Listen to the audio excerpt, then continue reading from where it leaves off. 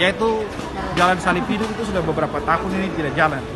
Saya tidak tahu, kebetulan saya juga baru pulang dari studi di luar, sehingga sejauh saya ingat itu kurang lebih tahun 2018 terakhir ya. Lalu kemudian kita masuk dalam pandemi, hari-hari ini kita juga masih ada dalam situasi itu, sehingga kemudian kita batasi. Karena itu kan melibatkan banyak orang ya, dan itu lintas paroki dan lintas gereja, bukan cuma gereja Katolik. Itu bukan hal yang mudah dilaksanakan dalam situasi sekarang, karena itu kemudian dikembalikan. Kalau jalan salib yang biasa setiap hari Jumat dibuat di gereja-gereja tetap salah.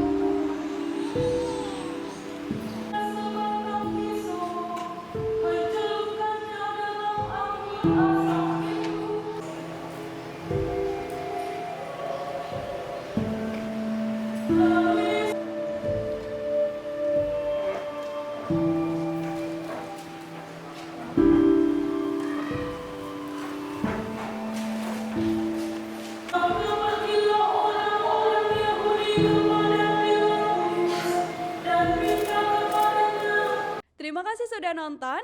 Jangan lupa like, subscribe, dan share ya.